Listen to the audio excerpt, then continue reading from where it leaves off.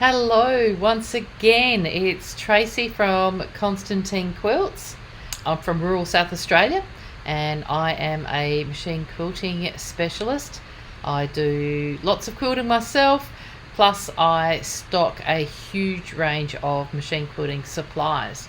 Today, I'm going to show you do this live, and we're going to talk a little bit more about what we can do with the Swirls ruler. Talk a bit about different ways of doing borders. So let's transition here, and we can see this border, and we can split our borders into different sections. Now, today when I was doing the live, I showed how to do a border that goes all the way around, continuing in a clockwise direction. And that's fine, but when you're on a long arm machine, you would start from the top, you go, or from the side here, you would go just up to the corner, across the top, and you'd start working your way down. And then you'd roll the quilt on and you would stitch what was in the middle of the quilt. You get to the bottom border and you're going to be going across the opposite direction before you start going back up the other side to meet the design that you've created. So that is doing a whole border that travels around the quilt top. I often like to start, imagine I would actually load the quilt with the longer side on the rollers, preferably. And just seeing, can you see? Yep, all of it's in the camera.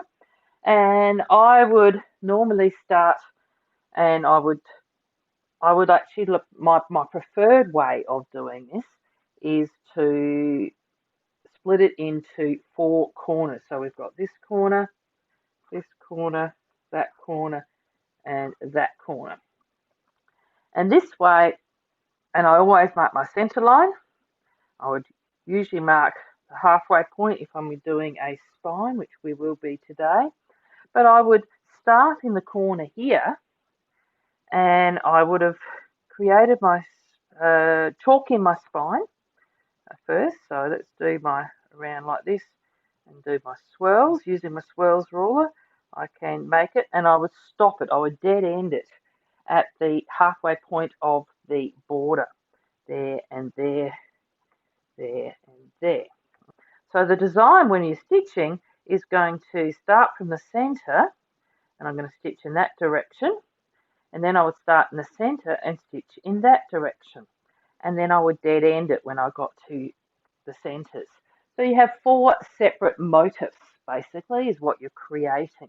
That's the way I would prefer it, because then I can stitch as I'm rolling the quilt down. I can keep stitching down in this direction, here and here, until I get to the halfway point of my quilt. Then I would be stitching everything that's in here as you're going down. I would baste these borders until I got to the bottom. Then I would actually start stitching, and I would stitch this border that way, that border that way, and I would start stitching back up. The only time I have to roll back, the last bit of quilting I would do, because all this is completed, is the section here to finish off the other part of those two borders, the corners. Hope that you understand it. So that would probably be the most common borders that I would stitch. Another way of breaking your borders apart is actually still doing four borders, but you're doing each border as a whole. So you would actually dead end. You could, let me see, I'll put a center line up here. I would start doing my S curve and just plan it so that it balances in the middle, and wherever it ends up on the end, it ends up, and you can create the design to dead end.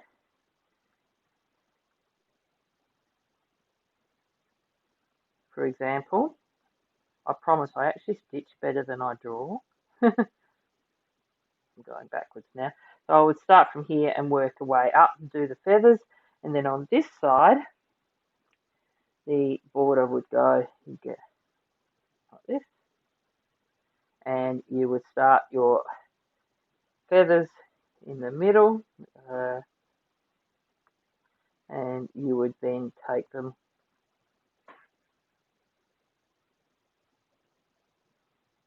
and dead end them so that they both meet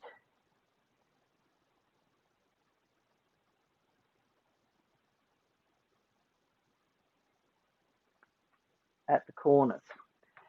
This method, you're doing all the top border, you're doing all the bottom border, and I potentially would be able to do the second half of the feather, but going backwards, I would baste this area as I'm rolling down. I could stitch this bit,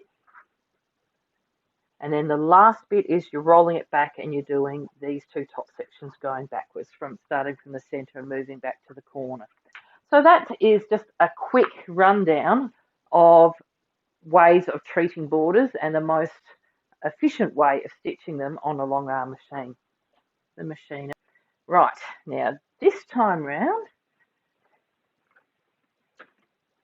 I'm going to show you how I stitch that quarter of the quilt border. So I'm starting in the actual work here. I'm going to start in the corners back here, and I'm going to dead end the quilt in the center of the quilt. So that's what I would do, and I'm just going to allow for, this is a bit smaller, this one, so I need a smaller circle.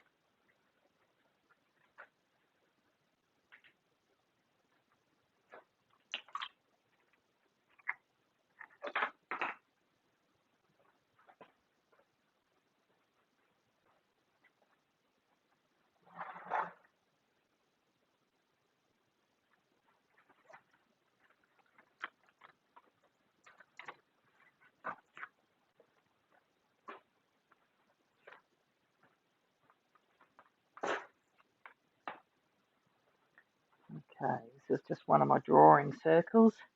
I know it's going to quilt out a bit more, but that's okay. Just going to give me a rough idea.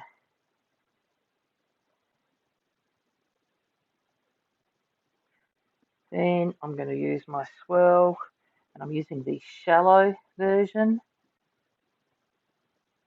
and it's going to stitch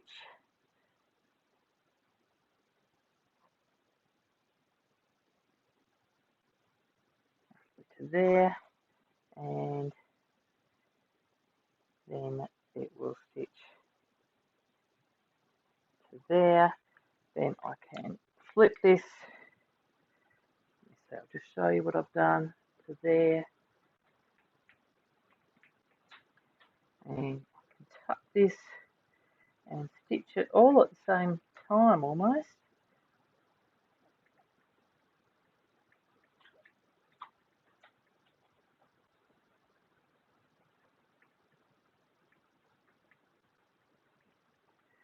So very roughly that's how it would work. These off of here, and most of the time I'd probably only just chalk this in and then I would freehand, so that's okay, it'll do it this time. So the ruler is there to help get me right, and I am going to simply, not every time do we use the ruler to actually stitch. I'm going to start my stitching here, and can you see? Yep, I think we can see. And I'm going to start with a figure 8. I have my center line marked, and we can create a spine and a feather design. Might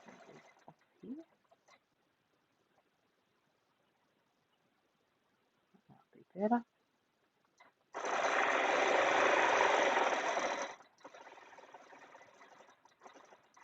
When I'm doing this, I am following the chalk line as well, but I'm not going over that chalked diagonal line. The feathers are going to meet.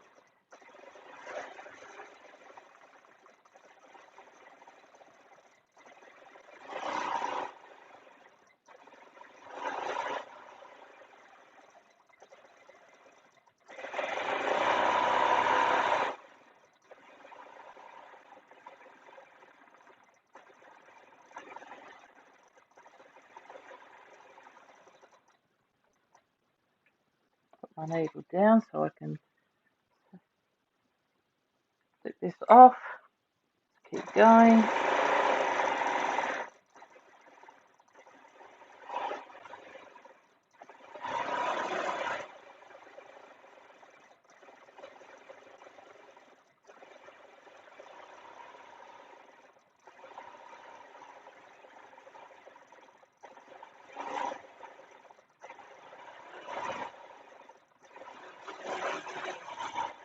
Tension is not quite right. Something is flicking around here. Just yesterday. The joys of doing this live.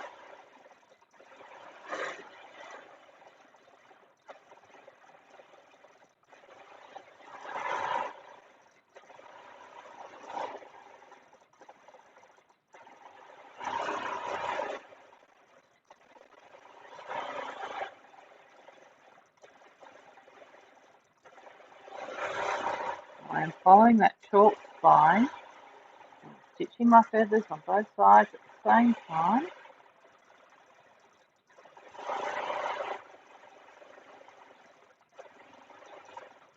And then I'll simply dead end to the centre of the border.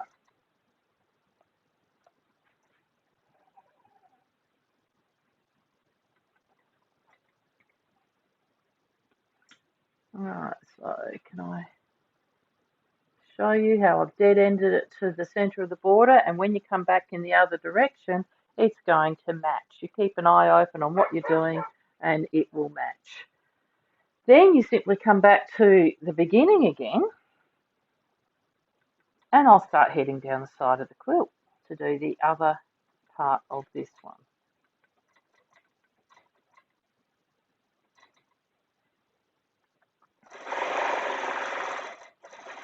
So it's sort of like a mirror image.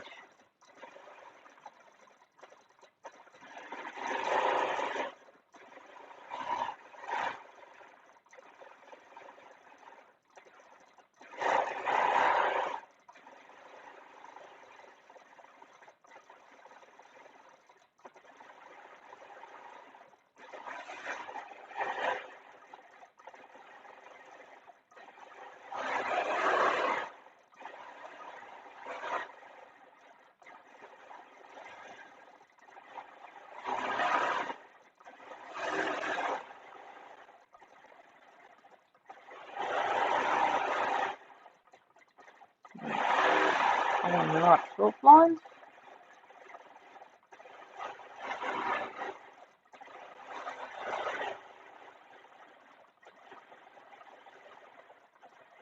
Find out the right space seam. Make sure you know where you can go to so you don't get a bump. I think I'm actually going to stop right there and I'll tie off. And after I've quilted the other side, I can simply roll the quilt on and chalk in my spine and continue quilting until I dead end it in the centre of the border. So that's how you would do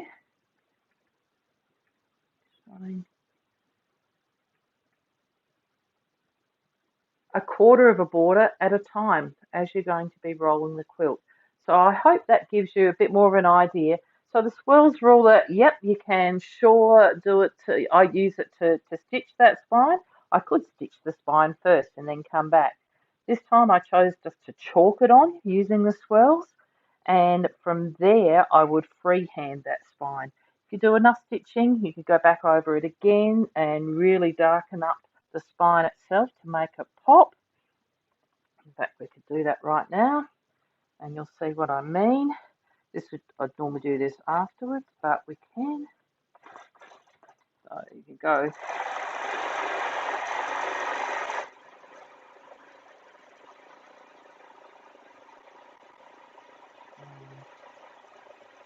picking up this spine.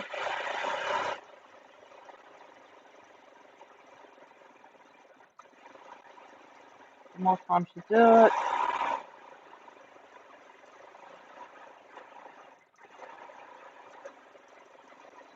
the more effect you're going to get.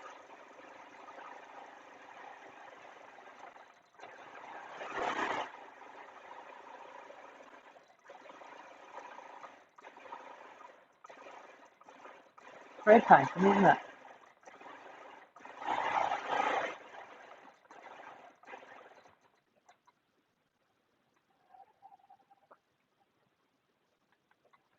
This is a neon thread that I'm using here, which is can be rather effective. So you can see how much if you keep going over it, you can get a different effect again, depending on what thread you're using. Okay, so there you go. That's another way of using your swirls ruler, and plus a bit of education on exactly. There you go. Another way of using your swirls ruler, a little bit of education on long arm quilting and borders and the different ways that you can plan them. Remembering that you have 4 borders. Sometimes you can look at it as a whole border across the quilt and use the diagonals on each end to dead end. Another way is dividing the quilt into quarters, just like a fat quarter. And so you've got 4 corner motifs. Then, of course, the third type of border is a continuous border that goes continuously in the same direction all the way around that quilt. So there you go. Hope you've enjoyed this quick little video live again on Facebook at the Great International Craft Show. Go to craftalive.com.au and look for the GIX link to get in and find all the exhibitors, all the classes that are on offer. You'll see all the specials from the exhibitors, and visit our website, constantinequilts.com.au. The Swirls ruler is on special at 10% off, the updated with laser etched lines on it that will help you with your machine quilting. So thank you. Bye.